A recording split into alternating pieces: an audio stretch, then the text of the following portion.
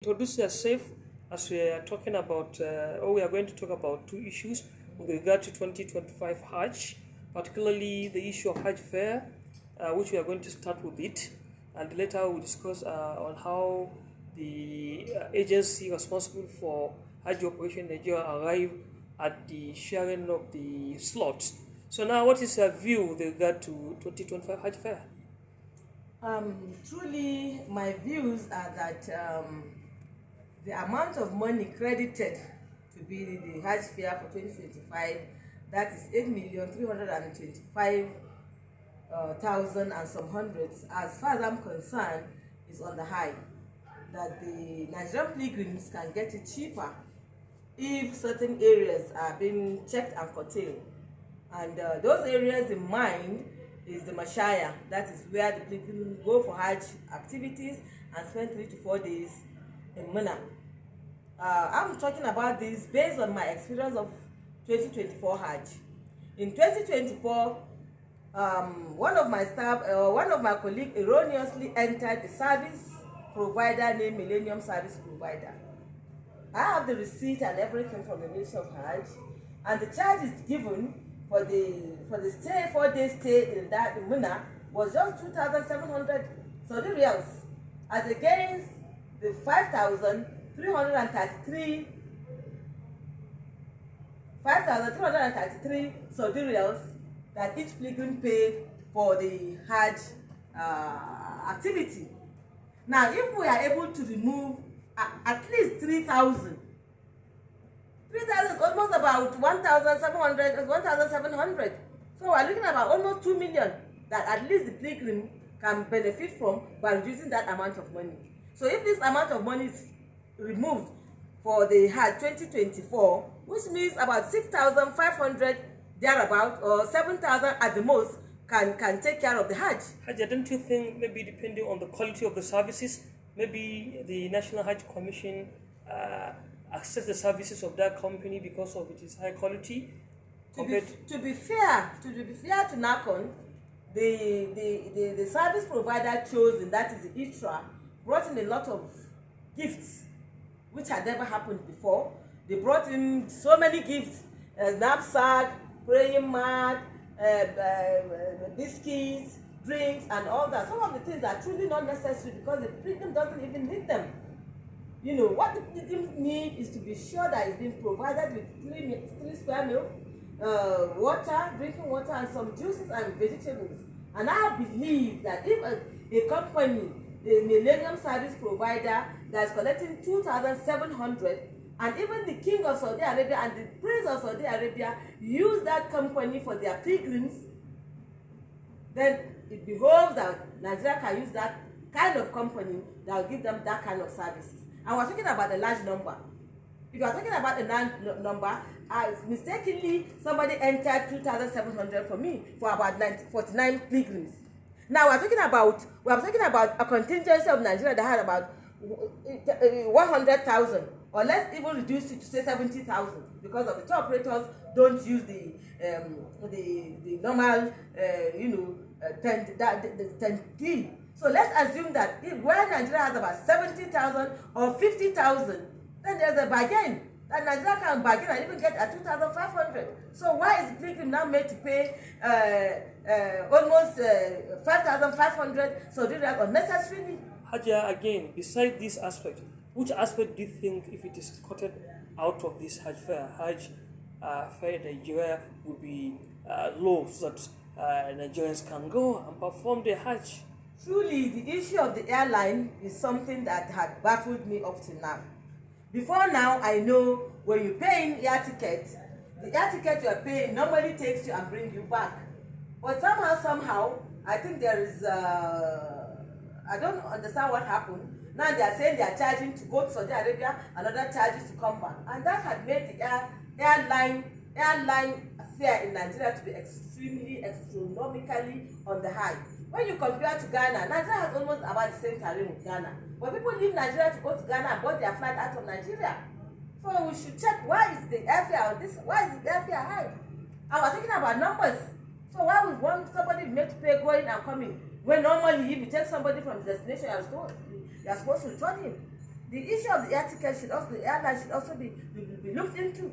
So at the same time, the issue of allocation to different companies, particularly lead companies for 2025, NAHCON has already done it. We have seen how many companies were allocated in Lagos, Kano, and Abuja. So what is your take on this? Truly, what happened was I had applied like every other person, and the staff of the Hajj Commission had visited our office and had done their interviews, and they had done their grading, and having done that, I had rolled over. I had a security deposit of 2024, which was 25 million, which I had rolled over. That it should be rolled over for 2025. I don't need to take the amount of money. But by the time I went to do a reconciliation with the Hajj Commission, I was able to understand that I'm owing the Hajj Commission 7.1 million. And when you owe Hajj Commission, there is no explanation as to why. You just have to give it. And I told them, okay, fine, they should remove the 7.1 million and leave the remaining almost 18 million. Let it be still part of the rollover for my Hajj 2025. Now, unfortunately, I've not been able to pay the balance of the 22 million. But I had made a case. I had written to the Hajj Commission appealing to them.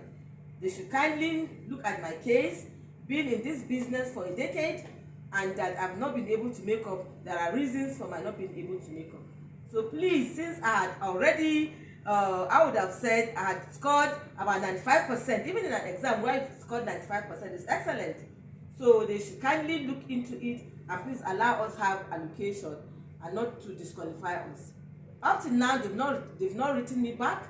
Apart from the stamping they did when I submitted the letter, there has not been any letter from the Hajj Commission. And to my greatest surprise, I now heard that allocation had been released. They had released allocation to 118 companies, of which my company is not there. So automatically I'm disqualified. And I wrote them a letter requesting that, they should not have done that.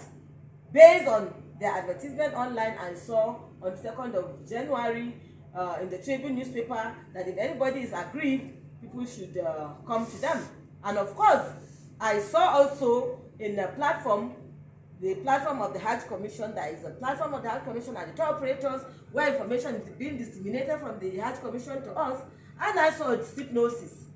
They gave 118 companies allocation for this Hajj, but they've taken 10 companies as lead companies, even though my company was taken as part of the lead company in 2024, because the Saudi Arabian had allowed about 40 companies or thereabout to be lead, But this year they are insisting they only need 10 copies as lead companies, of which the distribution was that Abuja should have 3 companies, Lagos 3 companies, while Kano, being in large number of tour operators, should have 4.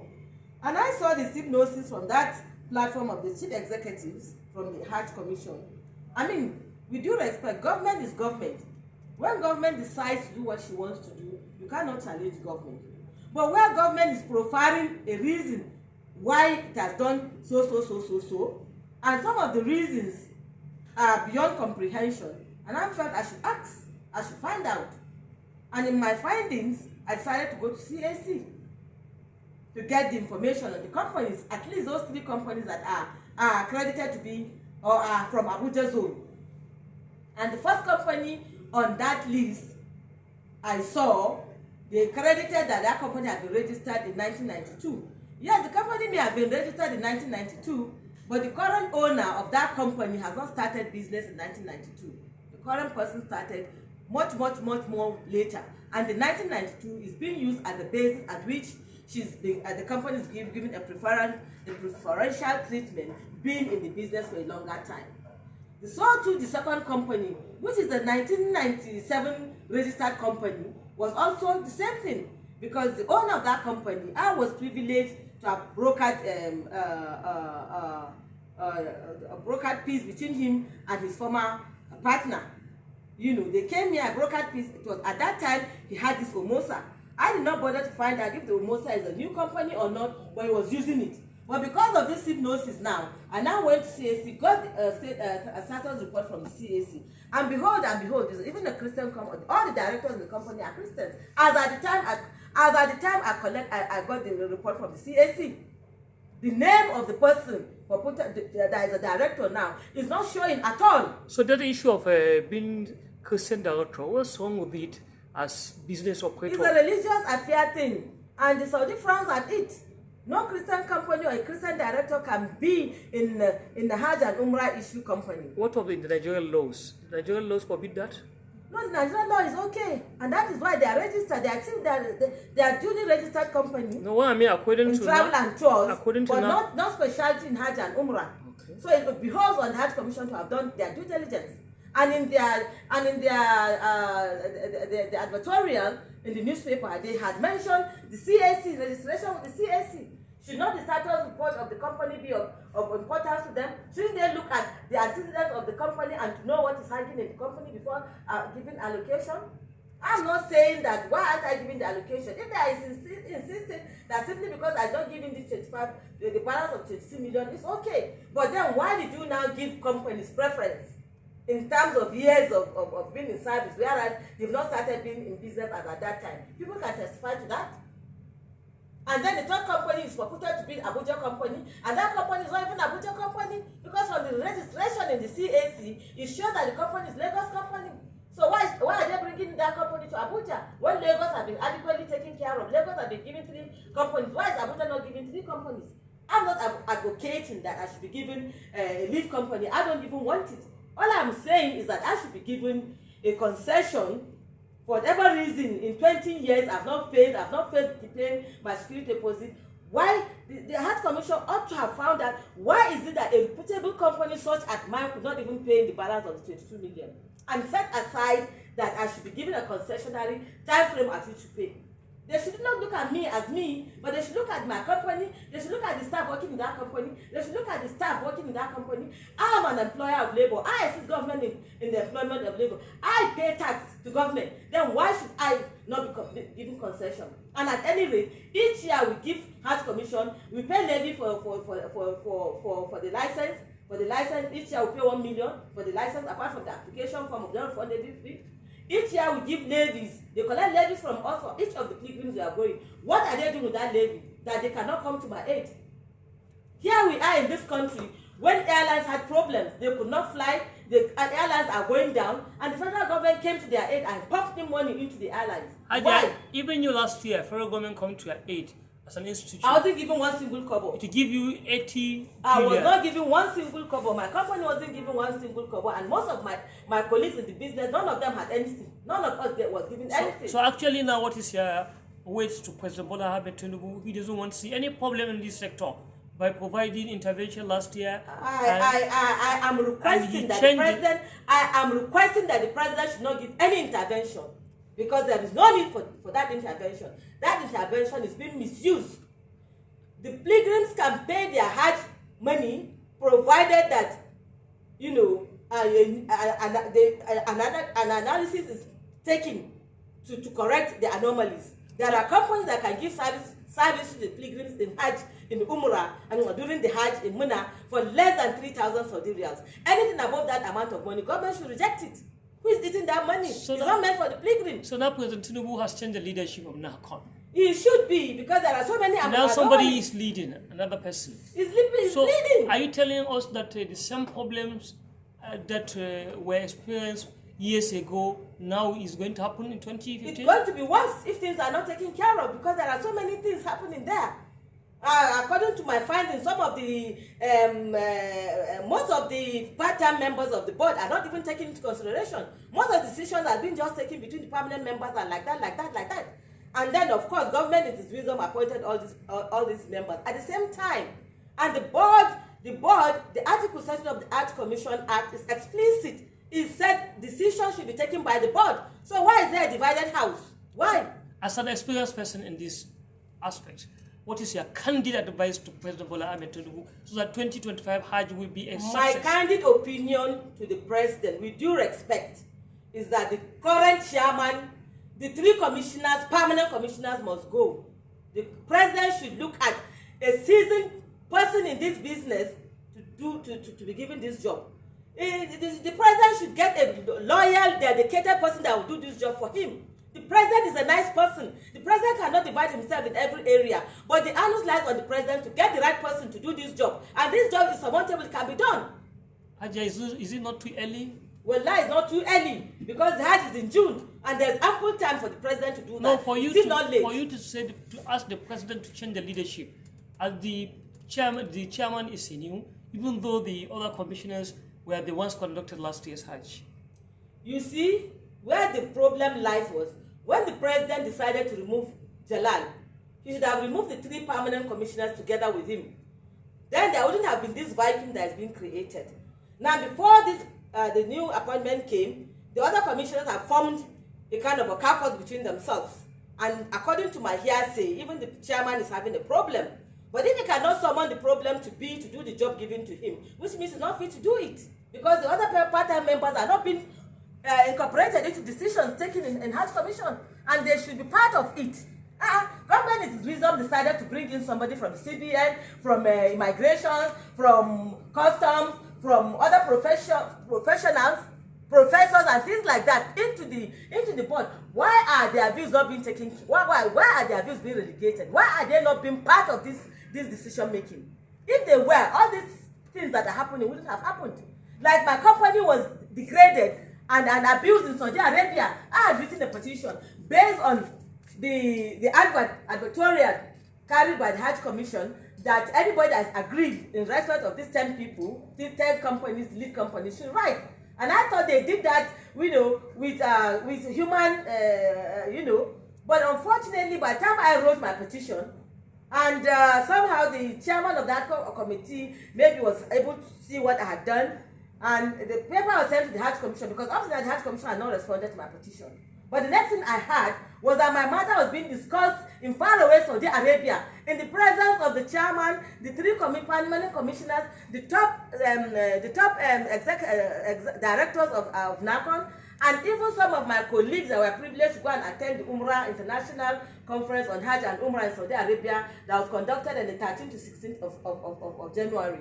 On the 16th of January at 9:45 p.m., a meeting was convened in the Hajj house in Jude of the Hajj Commission, where my petition was read in the public glare of everybody, even including these 3 companies that I had made mention on, without even bothering to look at the CAC report which I had added to it, without bothering to look at the synopsis that came from the Hajj Commission. And the Hajj Commission there said they are going to sanction me. What are they sanctioning me for? What did I do? I wasn't given my fundamental human right to appear before them. I wasn't asked what did I do. I did not do anything. I'm a champion of wanting this thing to go. I left my prestigious civil service job to give back to the society.